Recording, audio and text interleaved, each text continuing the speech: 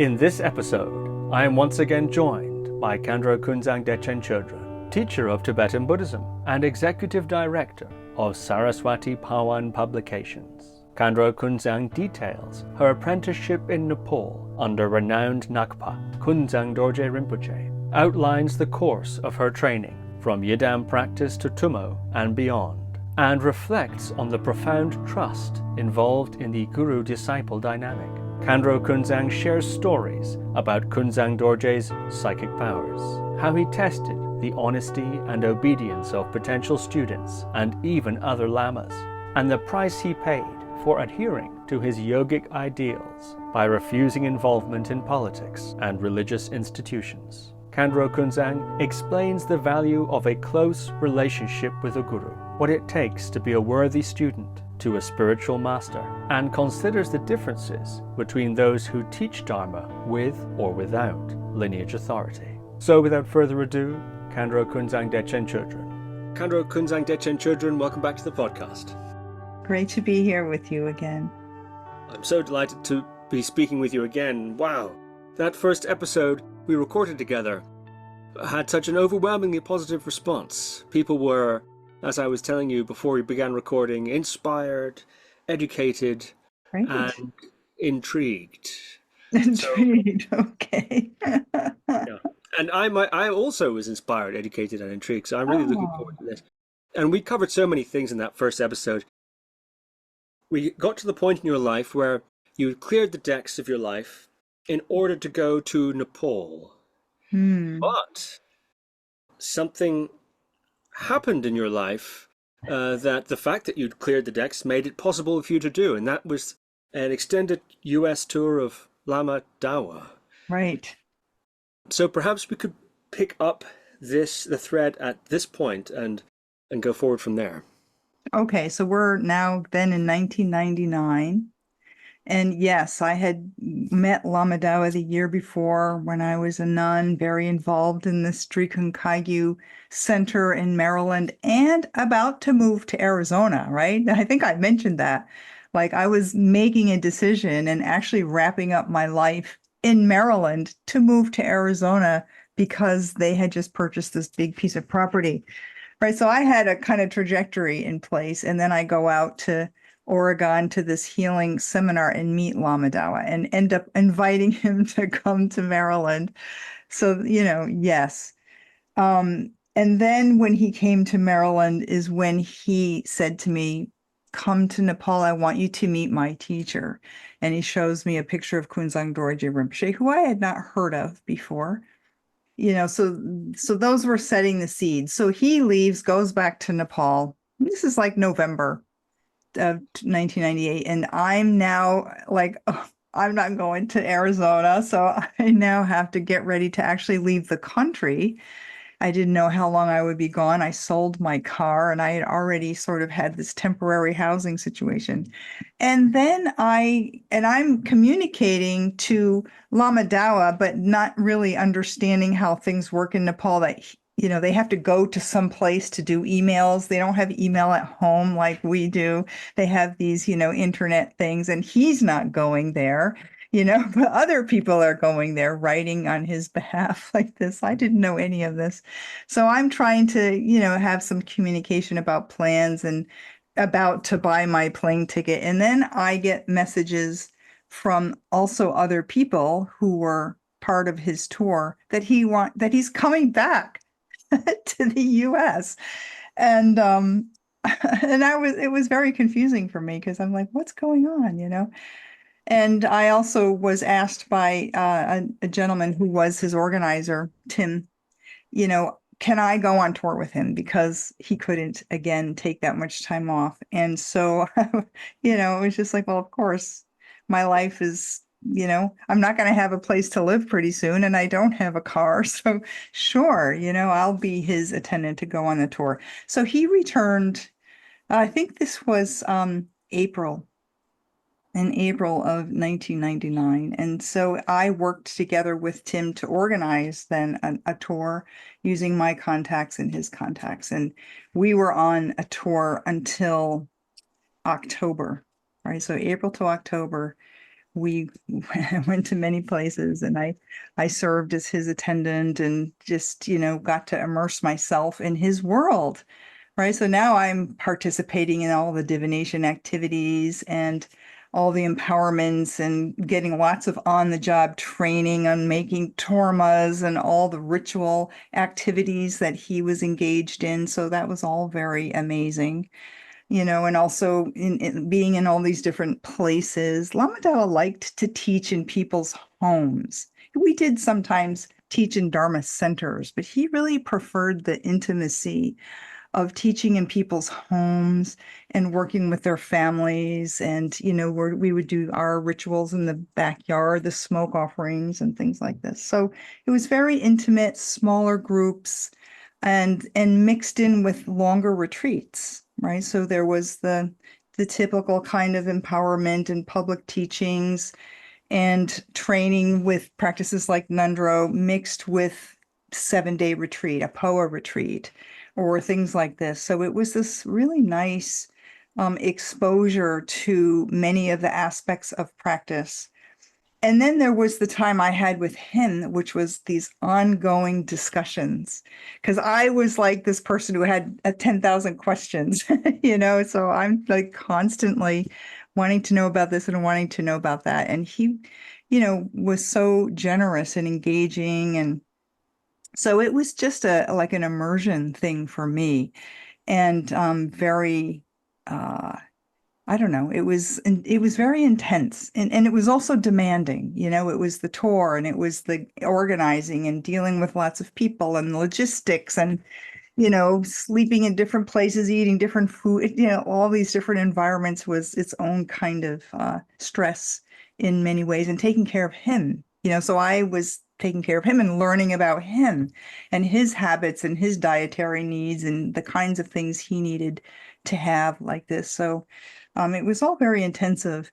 And we're sort of halfway through the tour, and he would engage me in these conversations, because on our off time, when we weren't involved in public teachings and we were wherever we were staying, he was constantly teaching me, like constantly bringing a text out. Okay, now we're going to go over this, or now we're going to talk about this. It was like 24/7, and he hardly slept. Like, he was a person who didn't sleep much. And so I didn't sleep much either, because it was like this constant download. There was a kind of, I don't want to say urgency, but he was very intent that I have to hear this and go through this and understand this. And meanwhile, I'm working on my ngondro. During this whole tour, I'm trying to get my time off to get my prostrations in, and I'm working away on this. At this point, it's this Dudjom ngondro practice, because part of his message is you have to have this foundation. Like, he doesn't want people skipping over these foundations. So he was a real stickler about that. And it was the first time I had really heard a Lama so clearly articulate a path of practice. And in the Dharma Center that I was involved in before, there wasn't a lot of talk about ngondro. It was almost like the people who are going to go into 3-year retreat will do ngondro, but for the rest of the people, there wasn't this expectation that you would do ngondro, right? But for Lama Dawa, ngondro, without the and of course he had already taught Korde Rushen the year before, right? That I told that story of how I'm going to teach Korde Rushen, and which blew all our minds. But now he had to come back and say, okay, now we've really got to make the base.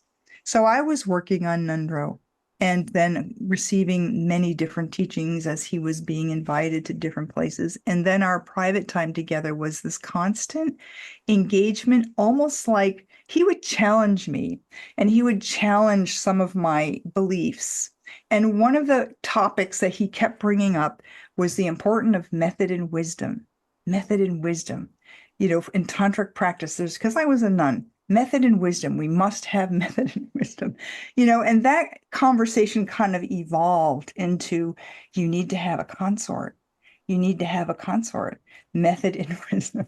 And I was like, no, I don't want to depend on anybody else for my enlightenment. I shouldn't have to depend on this. Like, I was, we would have these like debates. And so he was sort of pushing the boundaries of my kind of what I was holding on to, and challenging this and challenging this and challenging this.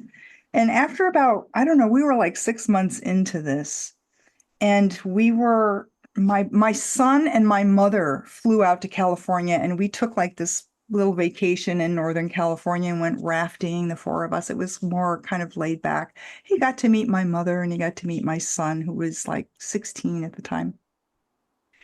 And during that time off, he takes out this little piece of paper that's all folded up with Tibetan writing on it.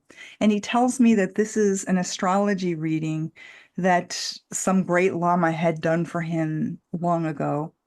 And he starts to like tell me all the predictions that are in this astrology reading that was done for him. And one of the things in there was that when he was 49 years old, he was going to meet his consort.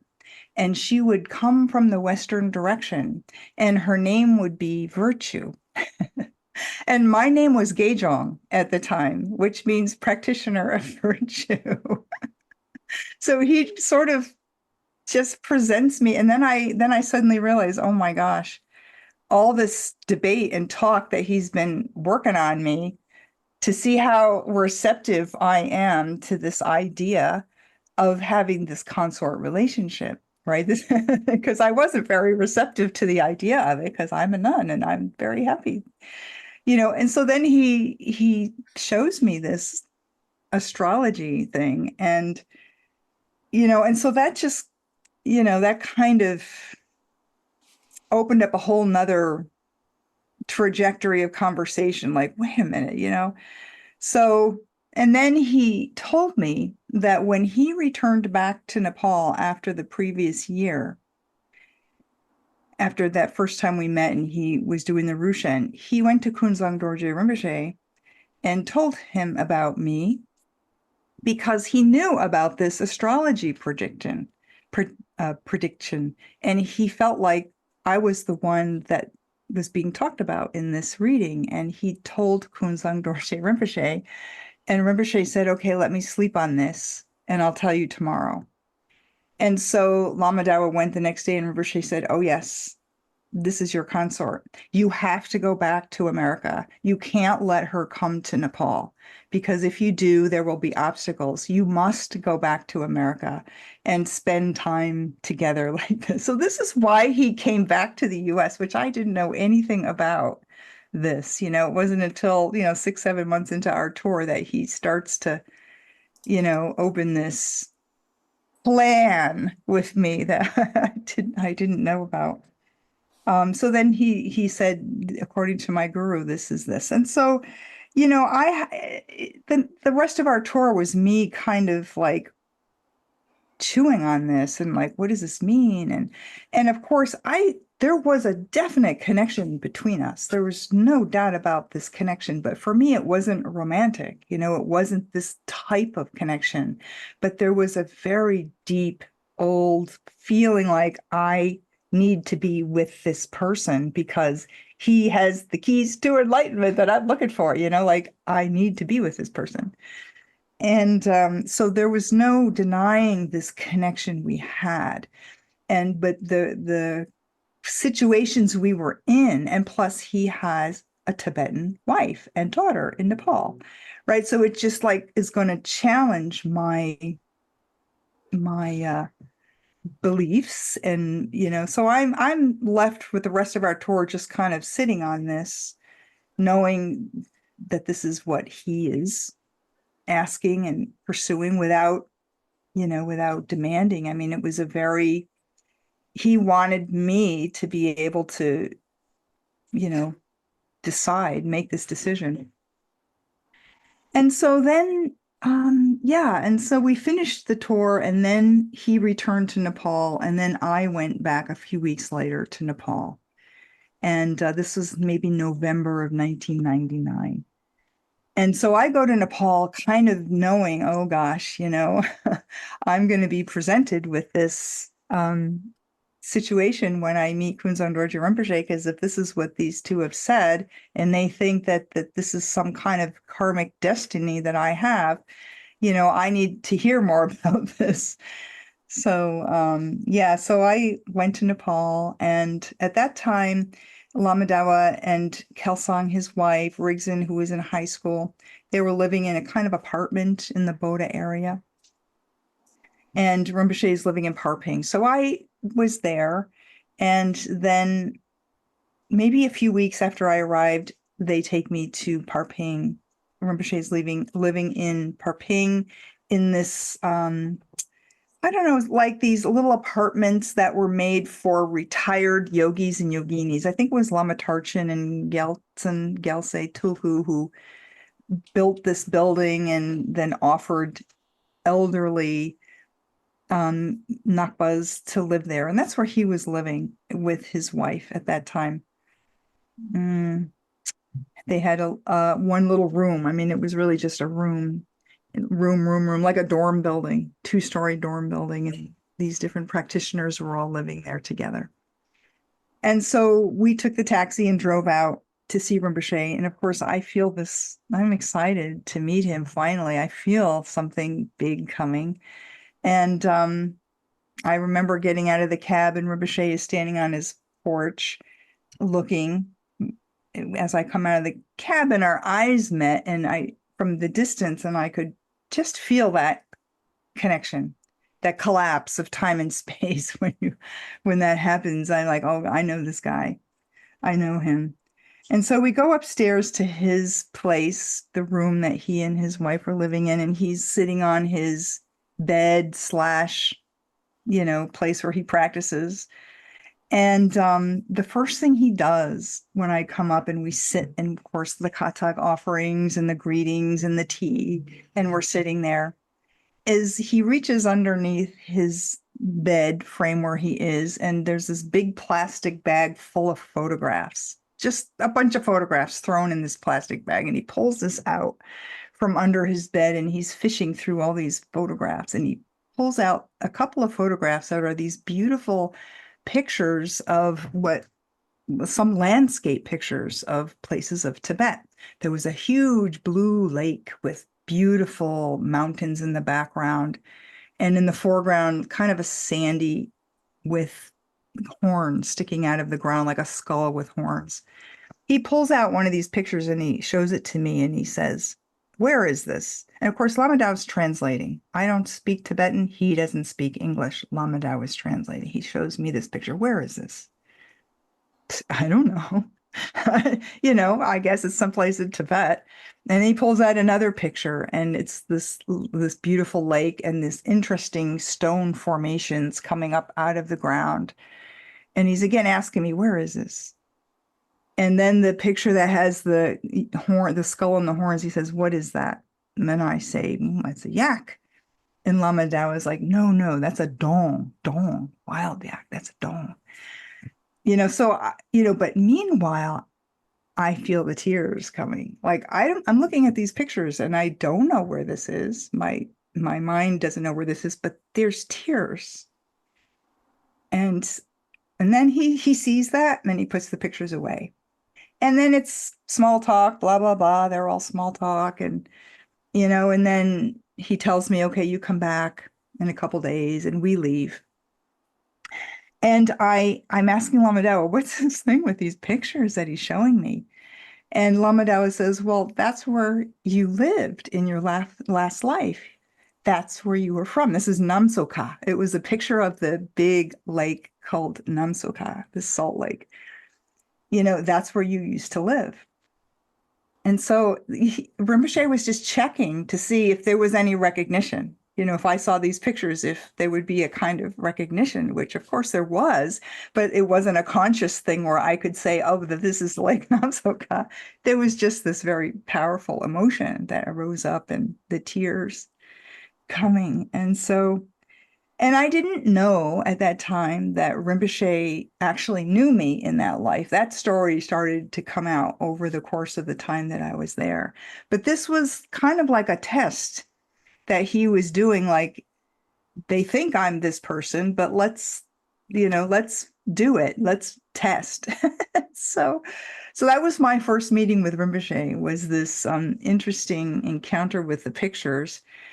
And, and of course, they talked a lot in Tibetan amongst themselves. And Rinpoche also sang songs. He and his wife sang some songs from their village for me. And that was really very beautiful. I recorded it on my little recorder. And they were songs of method and wisdom. Lama Dawa was trying to explain to me the importance of these songs. And this was their courtship ritual in that village, where the man would sing, oh, I'm the snow lion on the mountain. They're like these little challenge songs. And then the woman would sing back and, like this. They were these beautiful courtship songs that were traditional in their village, but they spoke about this theme of method and wisdom, which was the kind of teaching that Lama Dawa was trying to instill with me.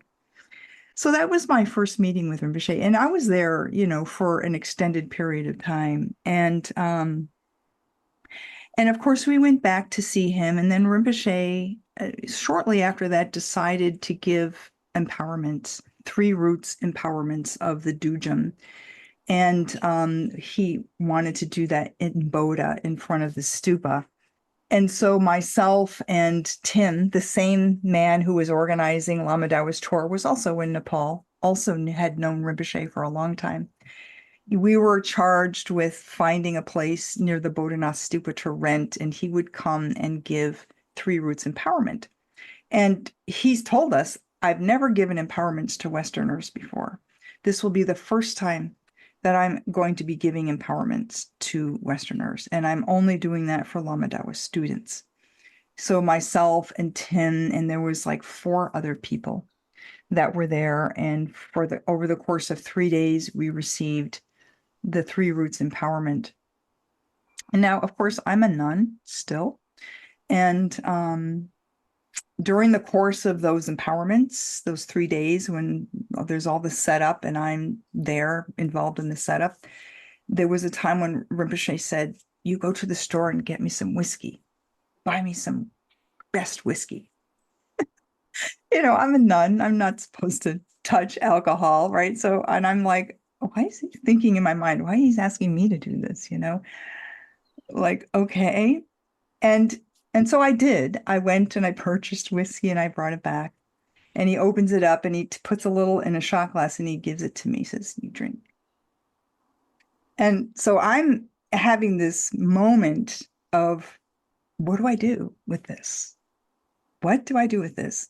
As a nun, you're not allowed to touch alcohol. That's very strict vow.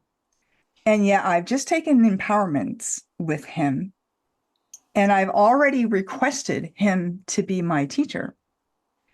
And it kind of occurred to me that I'm being faced with this choice to hold the vows, the Vinaya vows of a dead Buddha versus the living precepts of a living Buddha. Like, I'm being challenged about my view. Am I regarding him, the teacher, as a Buddha, which is what we're required to do in Vajrayana? And indeed, for me, he was Guru Rinpoche. I felt that he was the embodiment of Guru Rinpoche. Like, for me, it was like, we actually don't know what Guru Rinpoche looked like or what he was like. And, what would it be like to be around Guru Rinpoche? But to me, it occurred to me, I bet it's like this.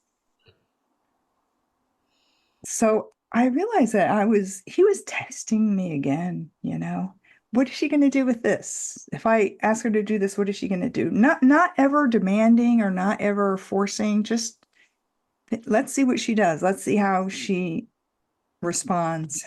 So in that split moment, all this comes into my mind, and I just took it and whoop, bottoms up without hesitation, really. I mean, I wasn't sitting there having this long deliberation in my mind. It takes longer to explain it than it does to have the insight that occurs to you in that moment. And sometimes it doesn't really make sense until afterwards, and then he's like, okay. And up until that point, he hadn't really agreed to be my teacher. It was my request, and he gave these empowerments, and during the course of that, He's requesting me to do these things. And up until that point, he hadn't really agreed to be my teacher. And after that, then he did. He saw that I have this capacity to have pure view of the teacher.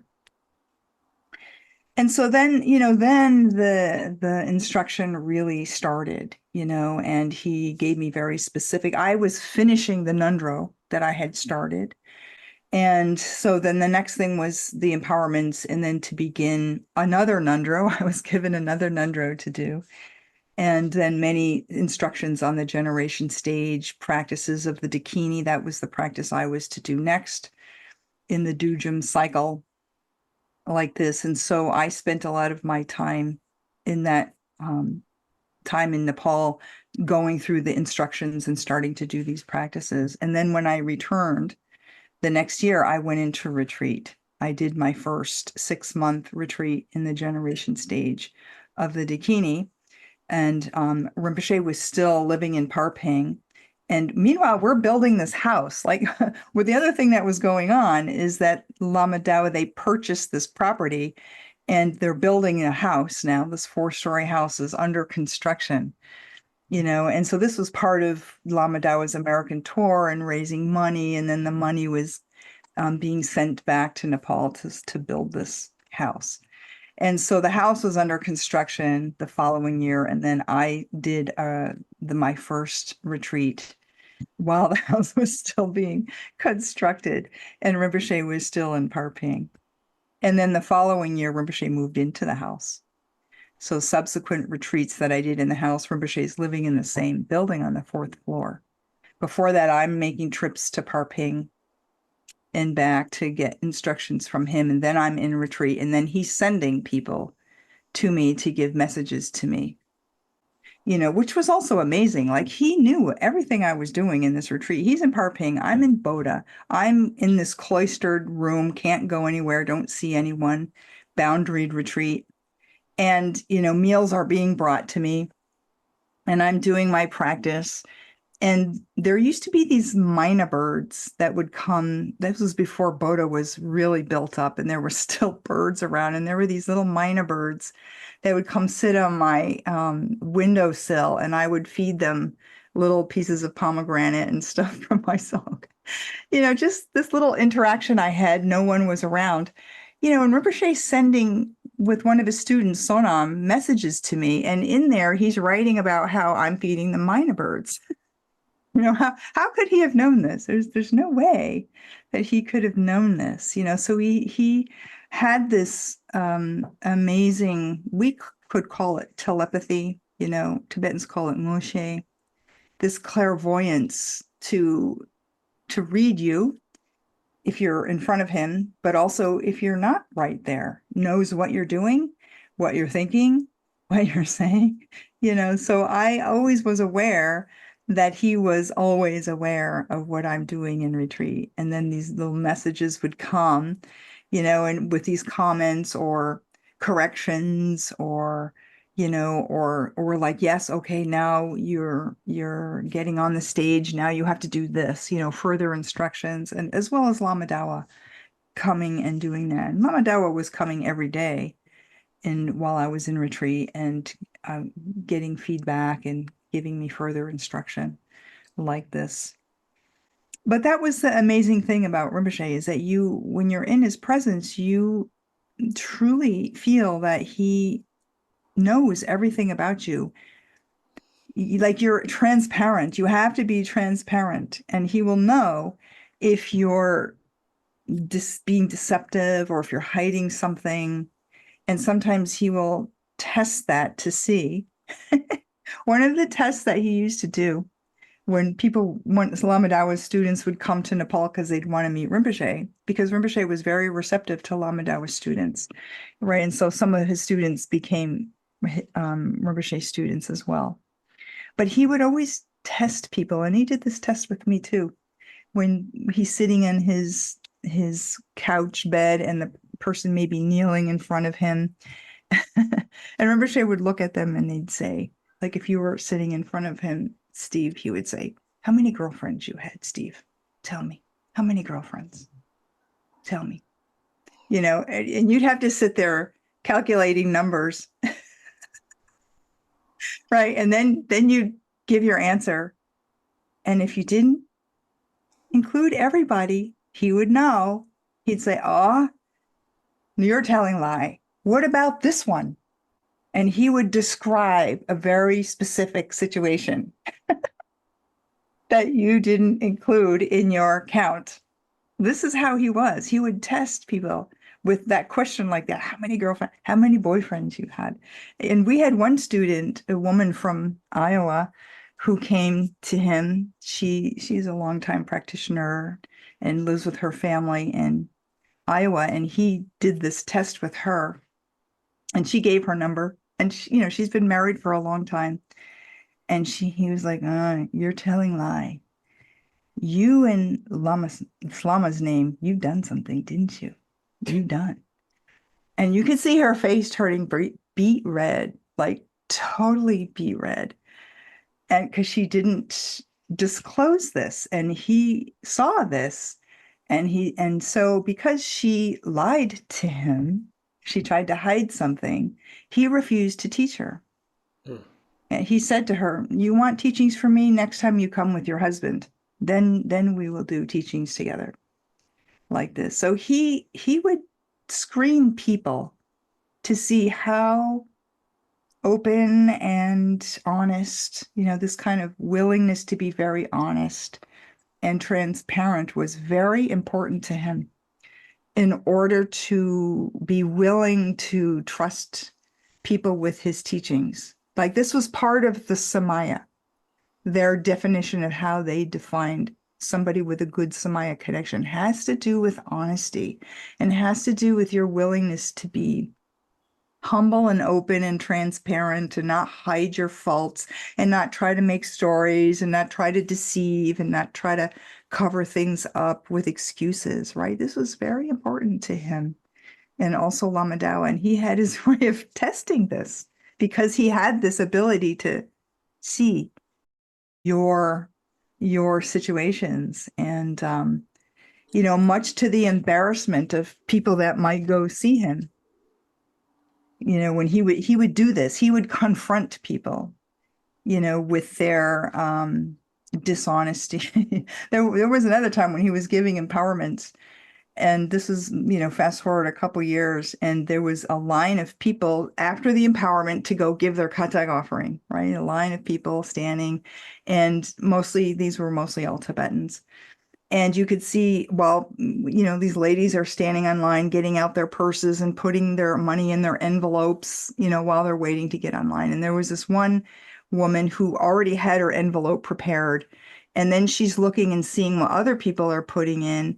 And then she decided to put a little more in her envelope because it didn't match what other people were putting in. Like, this is going on, right? He's just dealing one person at a time. This is going on down the line. And I'm in the back and I'm watching this.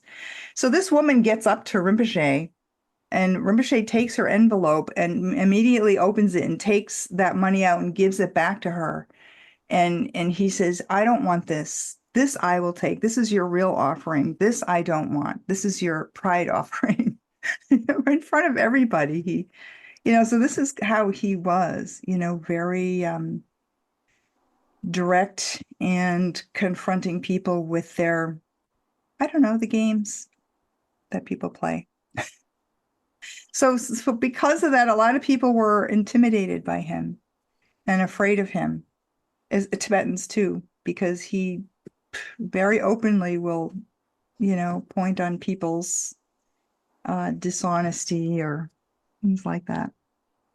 Aside from honesty and obedience, were there other screening factors or conditions of samaya that he employed? And yeah, also, did he do this sort of thing to religious elites too? Did you witness him doing this to, for example, I don't know, high lamas or something along those lines? Oh yes. Yes. So additional things that are under the category of samaya, and this is not only Rinpoche, but it's also Lama Dawa. The ability to do what you say you're going to do, right? If you say you're going to do something, that you follow up and you do this, especially if the Lama and you have made this decision, you're going to do something and you don't do it, or if you agree not to do something, or if the Lama gives advice and you don't take the advice, then in their mind, it means I can't trust this person. You're not dependable, right? So dependability becomes a very, very important from the Lama's point of view, the samaya, and whether or not you're trustworthy to receive their teachings, right? So your dependability, you show up when you say you're going to show up, you do the things you say you're going to do. And then if the Lama then asks you to do something, you do them. Or especially if you go to the Lama for advice, because a lot of people go to Lamas for advice. And like in the case of Lama Dawa, to do a divination. And Rinpoche also was an oracle for Nyenchen Tangla. So sometimes people would ask him for these kind of divinations where he would be possessed by Nyenchen Tangla and give these answers. So if you go to them requesting this and they give an answer and you don't follow up with that advice, or you do the opposite, they will not do this again, like this is the kind of thing that I would see them cause them to want to distance themselves from certain people or be more hesitant to continue to give teachings to people. Absolutely. I mean, there was a situation in our own Sangha with a person who was receiving teachings from Kunzang Dorje Rinpoche and doing retreats under him. And he had asked Rinpoche for advice about a partner, between a couple of people. And Rinpoche did a divination. And according to that divination, then he entered into a relationship with this person and did retreats with this person and under Rinpoche. And then as soon as the retreat was over, he met this was an American man. He met this young Tibetan woman and just immediately went off with her. And Rinpoche was furious, totally furious, and felt like, and he never gave him teachings after that. After that, he never would teach him or give him empowerments. That was it. He gave his advice. He was giving teachings to them on the retreat, and he just changed his channel, took just like this, without consulting with Rinpoche. And for him, that was it was a kind of, he felt like it was throwing the practice away. The practice that he was just doing, he was throwing his own practice away. And he wasn't going to waste his time with that anymore, So like this kind of thing, this is very important for them. This is how I've come to understand the meaning of samaya, with a teacher like this. And they're looking for trustworthiness and honesty and unpretentiousness, just being sincerity like this. And then as far as Rinpoche being that way with higher lamas, yes, which is why he didn't really spend time in monasteries and things like this. I mean, I think I've told the story of, when Rinpoche was in Sopema back in the 60s and was being asked to be the Tsalom teacher for the new Tulku school that they were setting up, Frida Betty's Tulku school. And the Dalai Lama actually petitioned Rinpoche to be their Tsalom teacher, and he declined and said, "No, your Tulkus won't respect a beggar like me. Better we go our separate ways before we develop wrong view towards each other." Like this, which is I don't know if I've ever met another Tibetan who would actually have refused something like that. And in Sikkim, when he was there, after finishing leading a group of Sikkimese in 3-year retreat for the Rigson Sogdrup, at the request of Dudjom Rinpoche, and also Chachel Sangye Dorje was giving all the empowerments, but Rinpoche was there in the retreat with them. And one of the members was the prince from the royal family of Sikkim. And he was petitioning Rinpoche please be the Rajguru of Sikkim. I'll build the monastery for you. And the Rinpoche ran away in the middle of the night. He told his wife, come on, we're getting out of here, and got on a bus and ran away. And, so yeah, he maintained his independence. He was beholden to Guru Rinpoche only. And the only guru that he really, would follow was Dudjom Rinpoche and Tulshik Rinpoche, those two. Then those are his gurus. Whatever they said, he will do.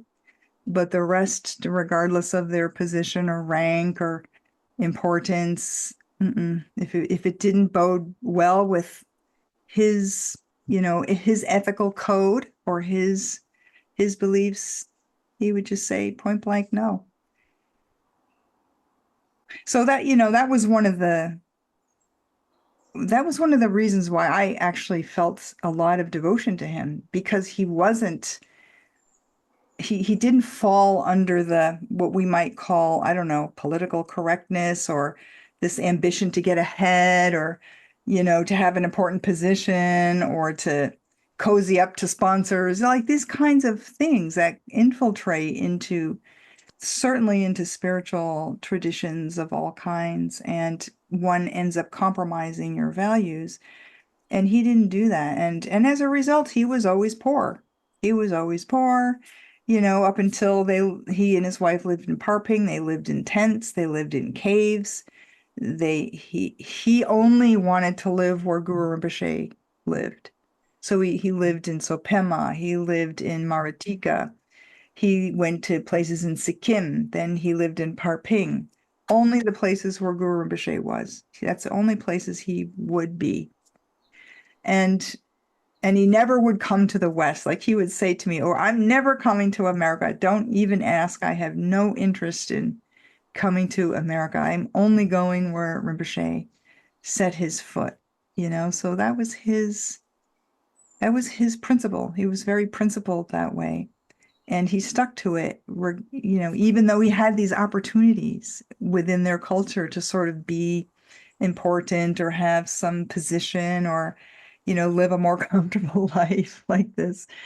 He always turned that down in favor of his practice and his devotion to Guru Rinpoche and his practices. So that's the price one pays for that. Right, is that you're going to have to live a life of hardship, probably. And, so that always was one of the reasons why I felt trust in him. I felt he was never going to deceive me, that what he said is what he means, that there was no games going on, that he didn't really want something from me because I'm a Westerner, right? Because there's some of that goes on too. You're a Westerner, and, there are a lot of lamas that look at Westerners as, what can they do for me? How can they work for my organization? And how can they benefit my projects and stuff like this? And there's a lot of that goes on under the surface of, I'm nice and I'm giving empowerments, under that is this, expectation. And he didn't have any of this. He never wanted money. He just, so, and Lama Dawa was also that way, he also walked away from important positions and opportunities, and always, in America kind of downplayed this Dharma center, this wish to make Dharma centers everywhere, because there's a lot of people that, I'll make a Dharma center for you. I'll make a Dharma center. And he, no. And, part of their message was Ngakpas, in the Ngakpa tradition, they don't form groups. Like it's not in their tradition to make groups. They're solo practitioners for the most part. You might meet to do sok, you might meet to do ceremony, but you're not in these groups. This was their definition of what it meant to be Ngakpa. a solo practitioner. You're sovereign. I like to use the word you're sovereign. You're not beholden to the religious institutions necessarily. You're dedicated to your practice and doing what you can to be able to create the conditions to be in the places where you need to be to do your practice, to obtain the materials you need to obtain in order to do your practice, right? So your life revolves around your practice. And so I felt great faith towards him because of that. And there was also the part of me that really appreciated a teacher that would call me out on my stuff, because I had already arrived at the point where I could recognize that I'm trapped. I'm trapped in this kind of self-perpetuating, world. And I had already had my fair share of the new age approaches, and I knew I needed a teacher that was just a no-nonsense teacher. So, but he certainly wasn't for everyone. It's not everyone can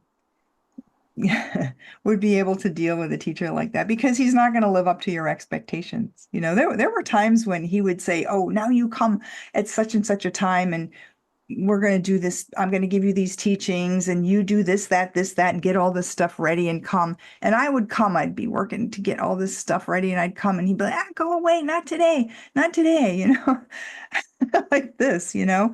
He would operate on different criteria. He's paying attention to different signals and different signs. And if it came to be that the signs weren't there for that to happen, it wasn't going to happen regardless of anything else. And so that would frustrate me sometimes. That would challenge my Western programmed mind a little bit. So yeah. And presumably expose some sort of judgment or other that you'd make in response to that, or Absolutely. what Mm, sort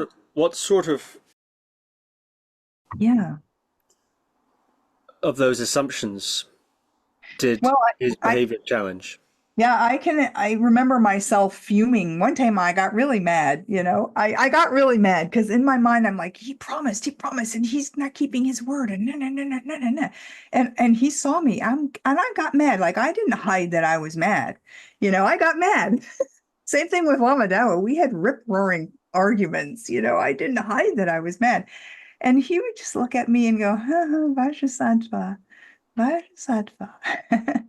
Like, and that would be very disarming to me, because I would realize, even in this klesha of, expressing this anger, he's seeing the Buddha nature.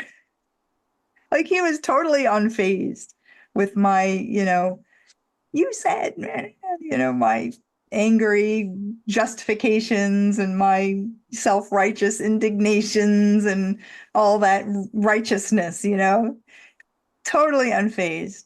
Just, Vajrasattva, Vajrasattva. Do you mean that he was suggesting you go and do some Vajrasattva purification? No, he was seeing Vajrasattva. He saw, I'm angry. The Vajra family, right? The five Buddha families, the five poisons, right? Five Buddha families. Anger is Vajra family activity. And so I'm acting like a jerk, and he's Vajrasattva. Yeah.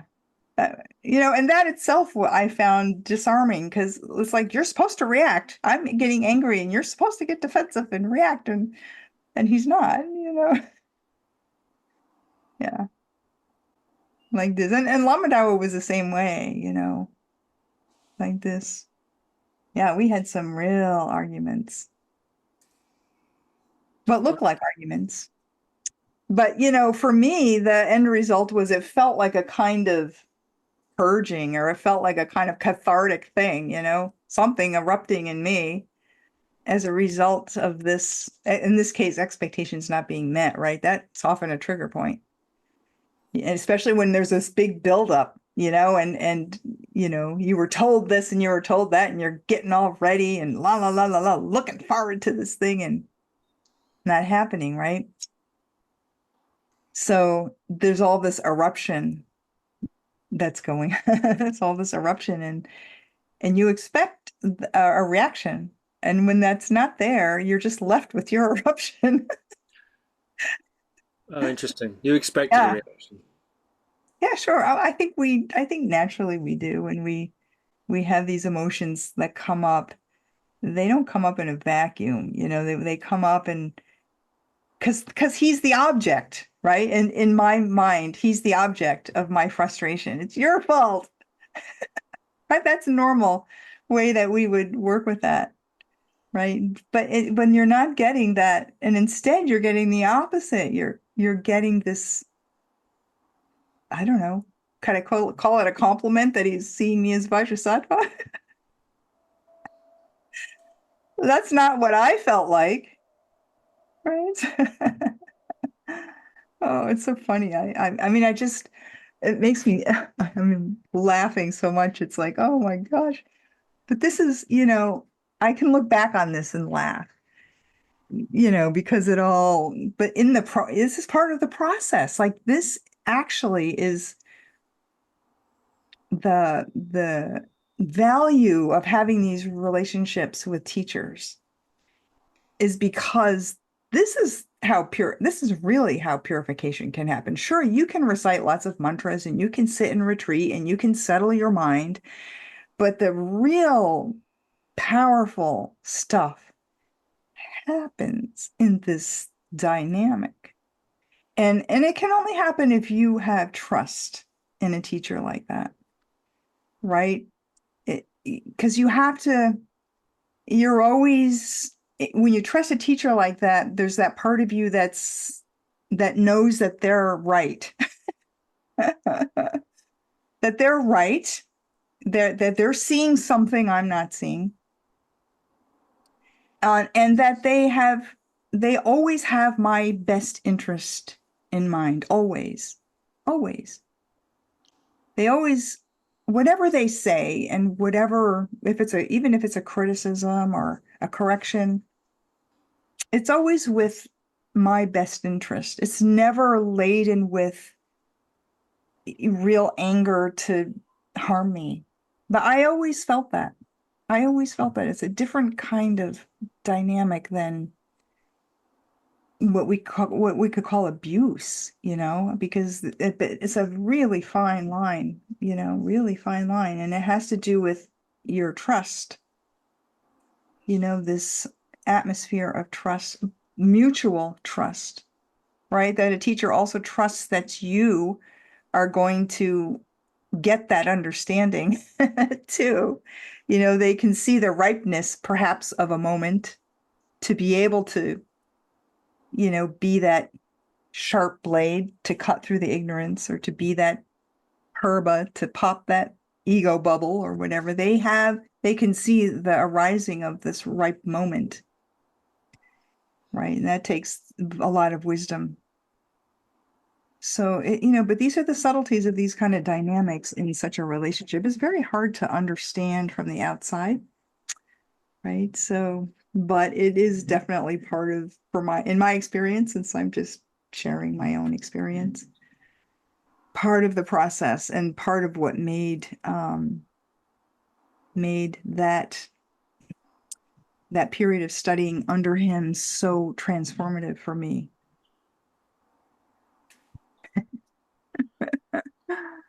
So fascinating. And it sounds like then that there were two dimensions of the mentorship.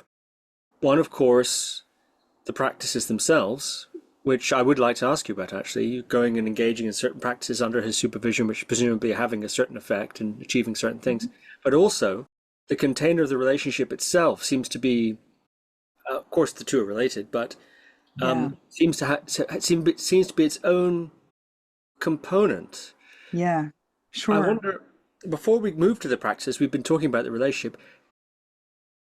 What else comes to mind from the relationship side? We've talked about trust.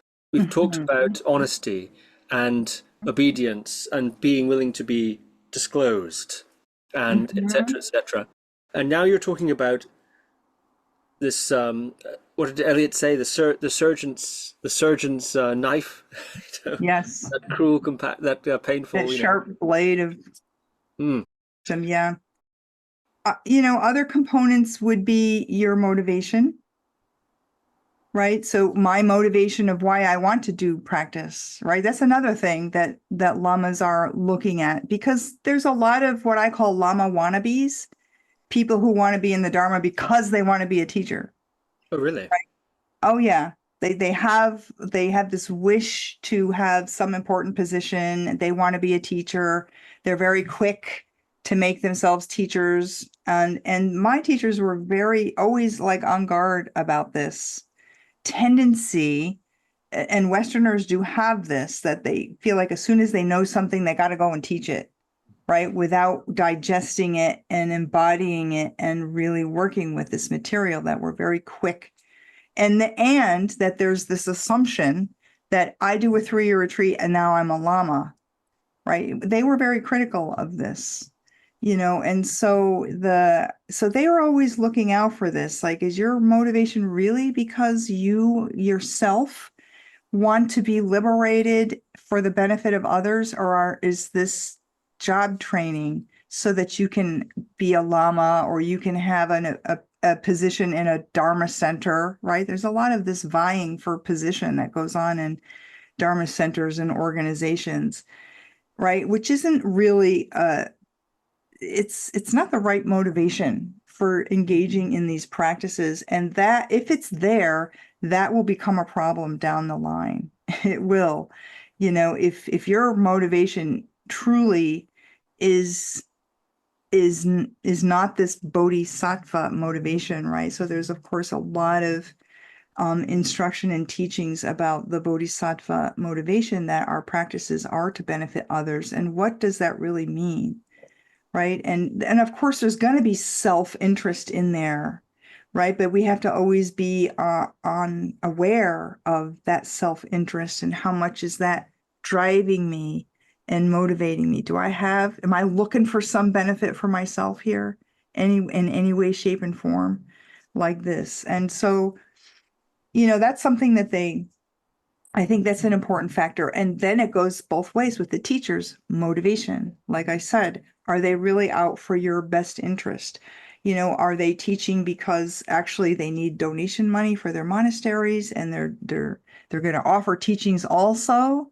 Or are they truly interested in the progress of their students? And I have to say that my teachers were very critical of other Tibetan lamas who come to the West, and they feeling like they're not really disclosing and guiding students step by step by step. Their empowerments, teachings here, this, that, and so many people don't even have the understanding that there's this path of practice. And I also encounter this. It surprises me sometimes when I have conversations with other people who are studying under well-known teachers, that they also don't have a clear idea that there is this path. And it's just something that the teachers they're not investing themselves, that because you have to invest in your students. You have to invest your time and energy to guide a student like this. This is a huge investment of time and energy, right? And so there seems to be this level of dharma activity, dharma centers, the academic aspect of it. There's a lot of important work, but the really deep practices, that requires close guidance, is less common. And this is what they were only about that. And therefore they didn't have a lot of students. Kunzang Dorje Rinpoche didn't have a lot of students, and refused a lot of people. And Lama Dawa also, even though people would come who he considered to be his students, that's different, right? Many people can say, so-and-so's my Lama, or even my root guru. I hear people say this, but the Lama themselves, they might not even know who that person is, So, how how they consider someone is my student, right? How they define that relationship versus people who may come to them for blessings or a visit or advice, or even attend a teaching is okay, but that doesn't necessarily mean they consider that person a student. Like they had very clear definitions about that. And then how once they've decided you're a student, and that's that relationship of trust, that's that motivation. That part of that trust comes from the checking each other's motivation and being confident that the motivation is correct. And then I guess the other thing is the student's willingness to do the work, right? That the effort that it takes to do the practices, right? The classic thing is the ngondro practice, which begins with 100,000 prostrations. Like, okay, so who's really going to dedicate themselves? They'll watch, they'll just see people are working on practices. Okay, who's really taking this to heart and who's like waiting until they have a little time off and but they're going to go to the movies first and then they'll do their like this. They're looking at this. How are you prioritizing practice in the context of your life, whatever it is? That they're watching this and being very realistic. The people who aren't prioritizing it and sometimes want it, or they only show up when the Lama comes, or like this, they're not going to invest themselves so much in those students. They'll be nice and they'll offer things, right? But so this is the kind of these are the kind of qualities that I can identify off the top of my head: the trust, the willingness to do the work, which is that kind of dedication, and sometimes it means giving up things. Absolutely means giving up things, personal sacrifices you have to make, jobs, careers, time with family, absolutely, to do long retreats like this, and to dedicate yourself like this. In some case, it means trips to India, Nepal. Like this it's a time commitment, absolutely a time commitment, especially to engage deeply in the practices and to do the retreats. And then your motivation, right? The kind of motivation. These are all important qualities. You mentioned that there's going to inevitably be self-interest in there also, on the part of the student, for example. And that, so I'm unclear, is it the presence of any self-interest at all?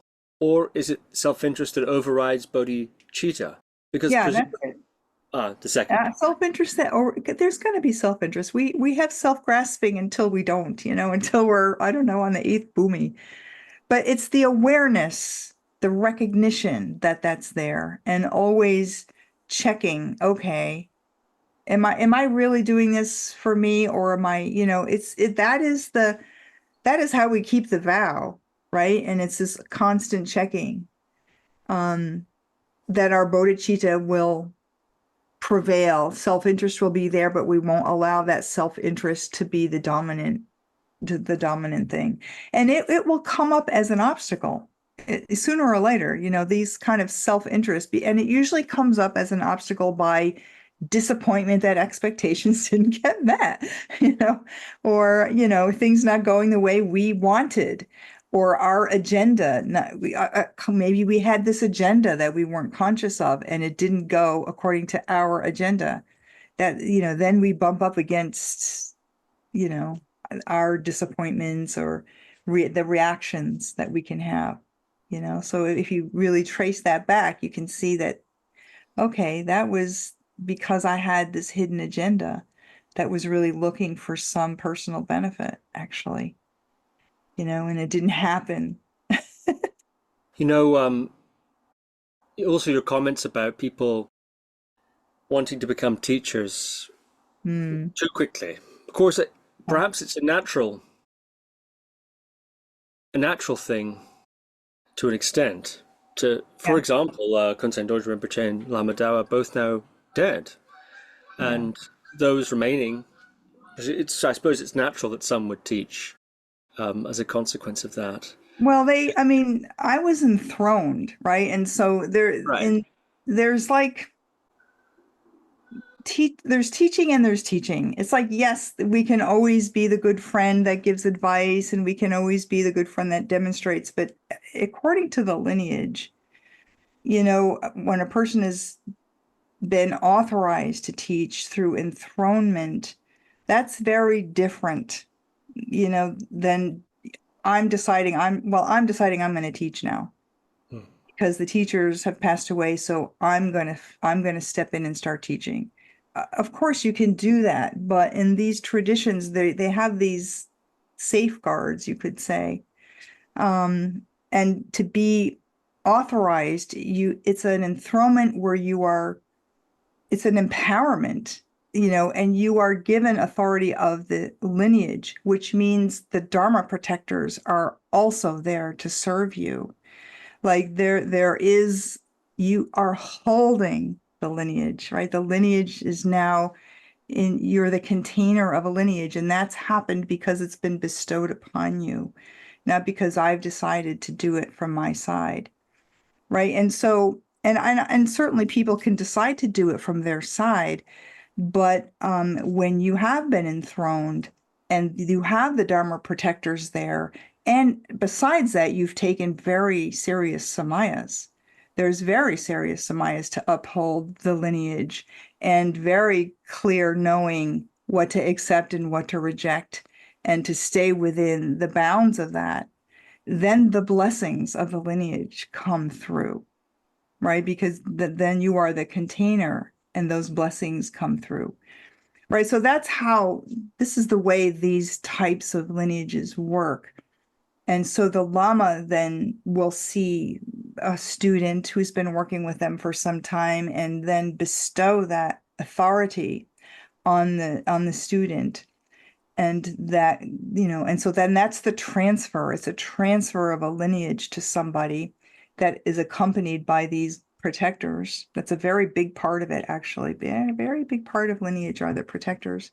And then there's the oaths that the recipient has taken. And then the lamas doing that, of course, are putting their butts on the line, right? Because they're sort of saying, I'm putting my trust in this person, and that they're going to uphold and continue the teachings accordingly with the right view and the right conduct, and I trust that this person isn't going to spoil my lineage. That's how Kunzang Dorje would put it, not going to spoil my lineage. That's because they feel a sense of ownership to their lineage. They are the responsibility for the perpetuation of the integrity of a lineage through time, right? That's how these lineages come to us through the millennium, right? Is these lamas. That's why we make these lineage prayers at the beginning of our practices, going all the way back to, in our case, Guru Rinpoche up to the present time. It's sort of like this morphic field, right? That's going down, down, down, down, down into the present time. And so the lamas become the channel for that. And so this enthronement ceremony is to then extend that further to the ones that they trust with their lineage, and who's going to continue that into the future. So that's, when I say teacher, that's one level of teacher, right? That's a lineage holding position of teacher. And of course, then there's teachers who teach academics, right? This is another type of teaching that's very important for people to be disseminating the philosophical texts and the academic. This is also a teacher, like a professor teacher, right? It's not necessarily lineage transmission, but it's a big part of the Buddha Dharma like this. And then there can be lamas might give a student permission to teach a particular thing because they've gotten good at it. Teach how to make tormas, or you can teach the ngondro to other students, beginning students, because you finished it. So there's sometimes authorities that are given to students to teach, a particular thing. but the problem with that, and what I have seen happen, is a student will get authority to teach this one thing, and then they go ahead and they extend that and extend it and extend it. And maybe the lamas passed away, and now they make themselves into full-fledged teachers. This is a tendency. It's a very strong tendency.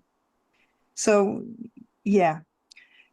So this is what I call the lama wannabes. And, but it's difficult. I mean, I myself never had an aspiration to be a lama, and I personally find it very difficult.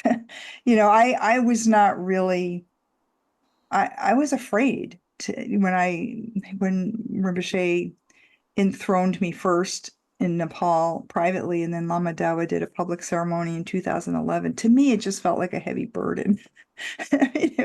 I was very aware of this responsibility, and so it kind of challenged me and continues to challenge me to be in this role, because I feel the weight of that responsibility. Yeah. But that's what happened with Lama Dawa was enthroned by Dudjom Rinpoche. Kunzang Dorje Rinpoche had been enthroned in Tibet, right? So in the Tibetan tradition, the enthronement becomes a very important marker. Of course, it doesn't guarantee a good teacher, but it is the perpetuation of the lineage blessings with all of the authority that goes with it. And in my case, Rinpoche was very clear. He's like, you now have to teach this in your land, because, he knew that I'm not just going to be a Tibetan clone. I never copied my teachers and their behaviors like this. They have behaviors I never copied. I have my own personality and my own culture that I'm identified with, so, and he's totally respected that. And he's like, no, now you have to teach this in your land. So it's been my task to be that bridge, to be true to the authenticity of the lineage as I understand it. And because I spent so much time with my teachers, I watched how they make decisions about how they handled certain situations, how they decided what was okay and what wasn't okay and why.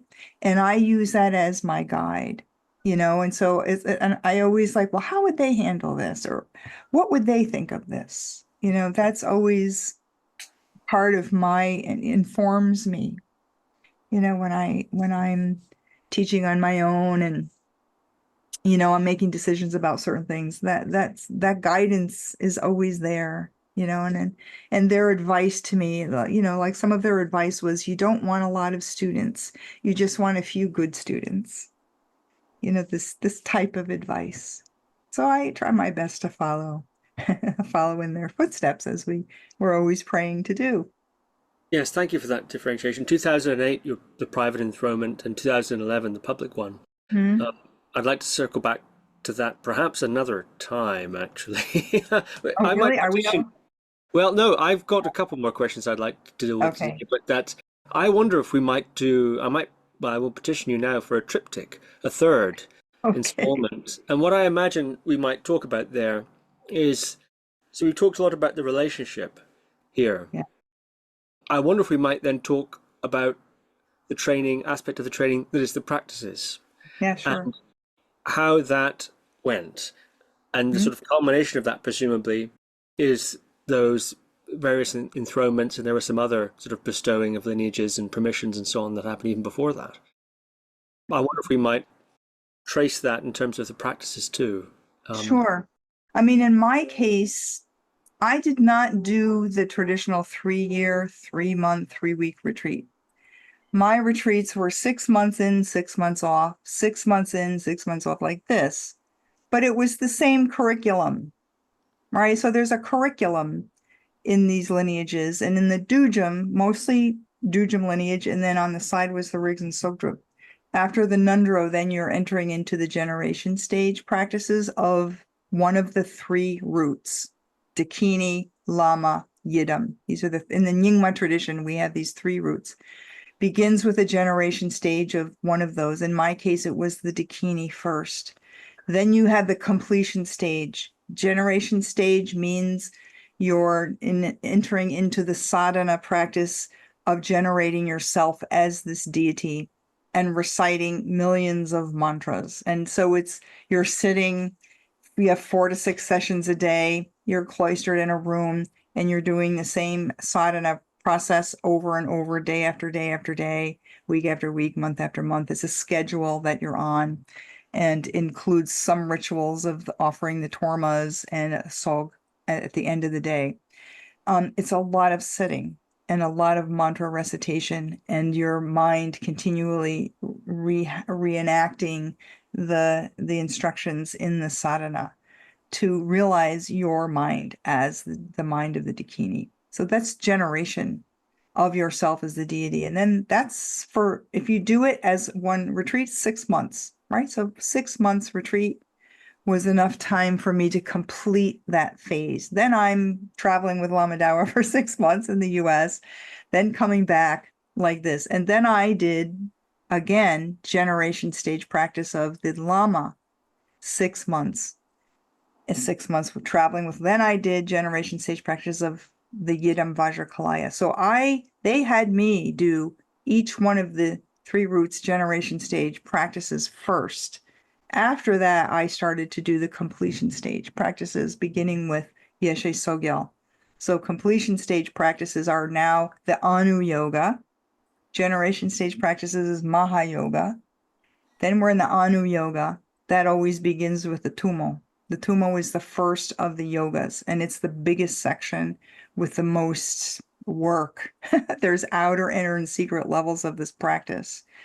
And they are accompanied by the trilkors, which are the yogic exercises that are done to remove the obstacles to being able to practice Tummo. Actually, the trilkors are like the method to remove the obstacles to the winds and the channels, and then all this instruction on the winds and channels. Prior to that, you don't hear much about winds and channels in generation stage. Your focus is on the outer form of the deity, what color they are, what they're holding in their hands, what posture they're in, the expression on their face, and all the symbolic meaning of that.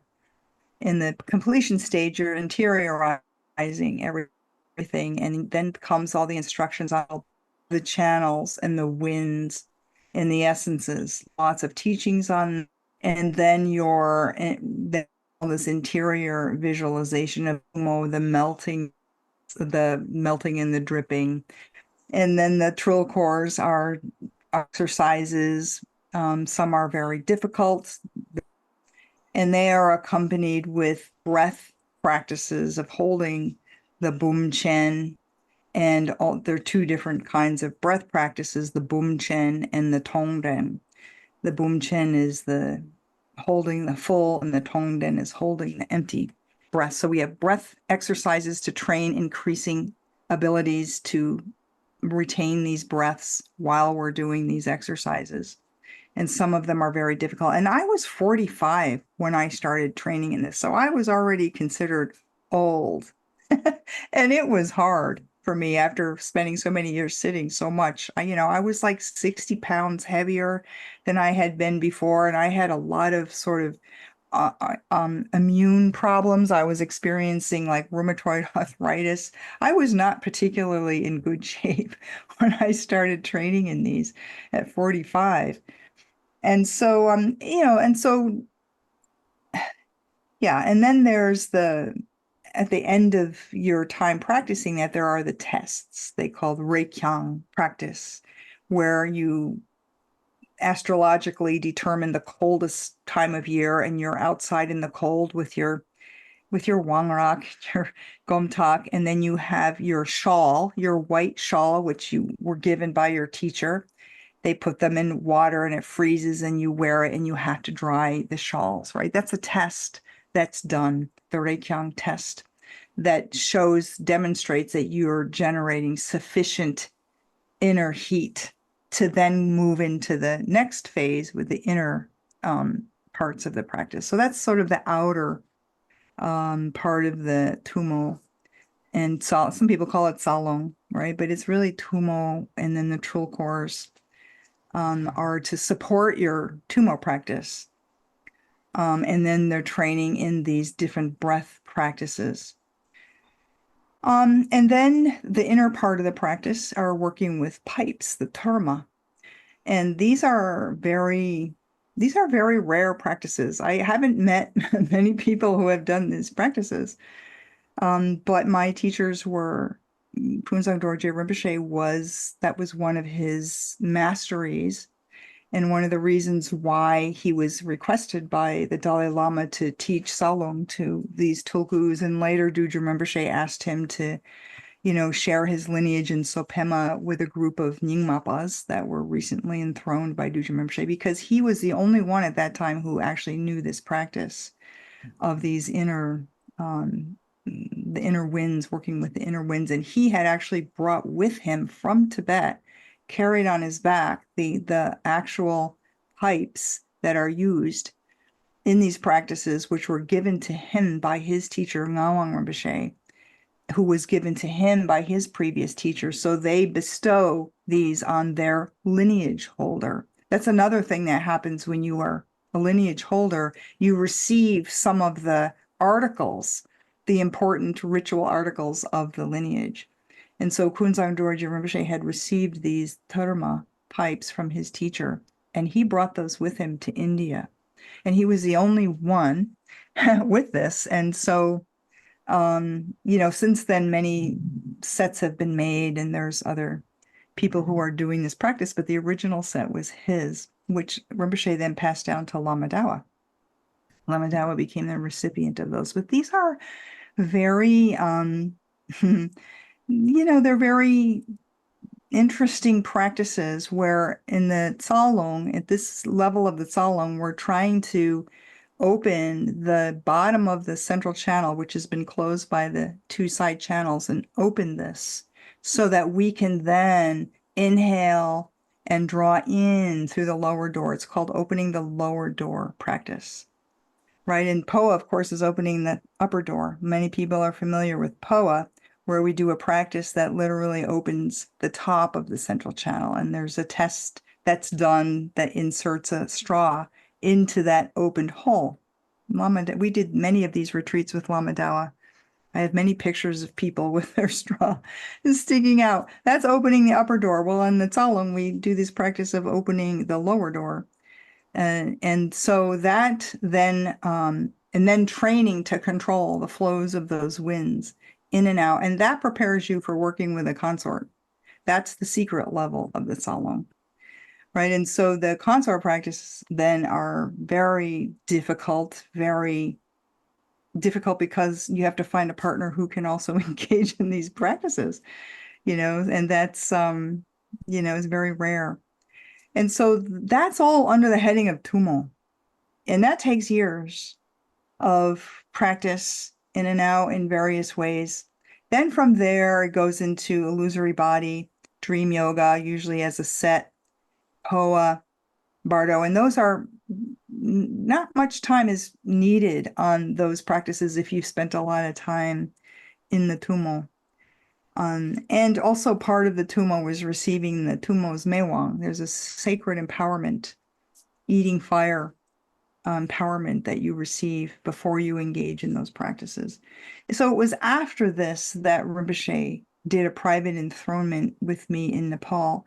And it was at that time that I found out that he had seen me as Meir Palveran's emanation, that I had no idea that that he saw this. Lama Dawa knew, but nothing was ever said to me for many years.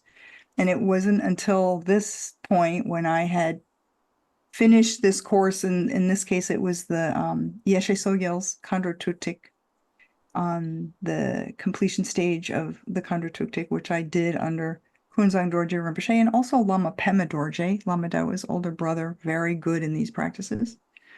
Then he did this enthronement, which I didn't know he was going to do. One day he had this set up, made this special thing for me to sit on, and he did this private enthronement and bestowed this authority. And then he said, I'm going to do a public enthronement, which, he passed away and didn't do that. So that's why Lama Dawa did this public enthronement in 2011. And at that time, he sort of explained what Rinpoche had said. So then I find out that, he says, I'm Magyar Paladin's emanation. I had no idea, but it kind of explained some things to me, why he was so adamant on teaching. And every time I would come to Nepal, he had this program. Now you're going to do this, and we're going to do this, and we're going to do this. And Lama Dawa would say, it's your share. You have to do this. This is your share.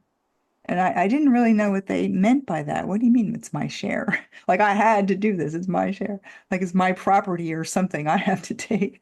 I never understood what they meant by that. And then in 2008, when he did this private enthronement, then I was told this. And then after that, I was doing the Rigs and Sogdrup.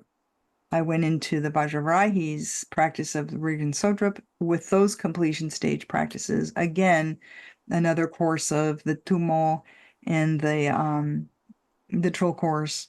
And then after that, I went into the Vajrakalaya completion stage practices.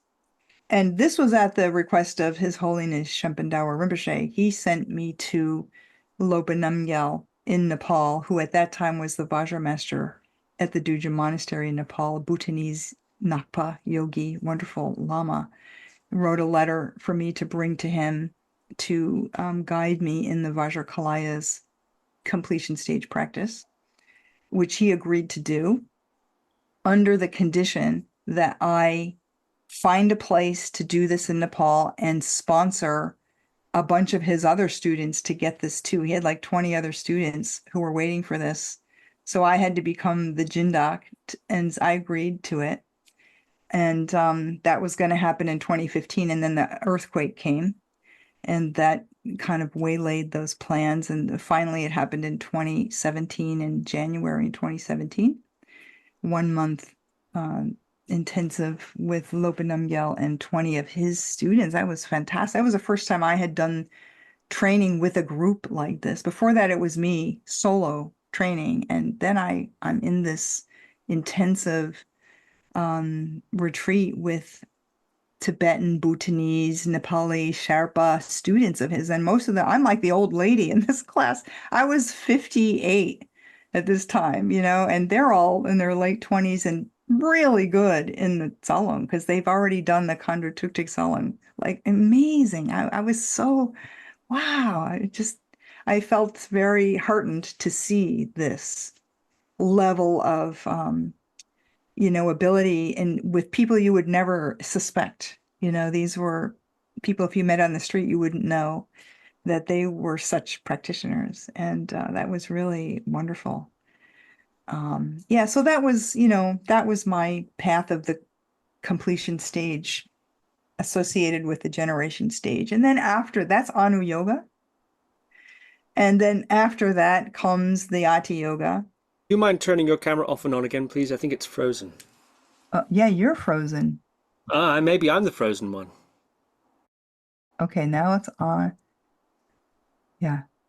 I've been wondering why you're like sitting there looking at me with this same expression. You're frozen. I've gone in samadhi of some type. Okay, let's see. You are. I'm like, yeah. Am I frozen though? Now your camera's not on at all. That's really strange. Despite these last little bit of technical difficulties, it was a really fascinating episode indeed. I look forward to the next one. I have a lot of questions, particularly about the evolution of your relationship in terms of the consort side of things, what that entailed. This issue you've raised of the difference between lineage-backed teaching, enthroned-backed teaching, dharma protector-backed teaching, and not, and also your role as a bridge, culturally, etc., and how you've navigated that. I think those are some of the themes, and the significance of this being an emanation of Mingyur Paldron. Okay. So, but this I think would make a great third episode. So I'm very pleased that you're willing to come back for that. Yeah, it feels like we'd have to, because I think a lot of other people are going to have questions too, like what about this and what about that? So yeah, right. We better not leave it hanging. Right. Yes. Heaven forbid. Well, Khandro Kunzang Dechen Chodron, thank you very much. You're very welcome. Thank you for listening to another Guru Viking podcast. For more interviews like these, as well as articles, videos, and guided meditations, visit www.guruviking.com.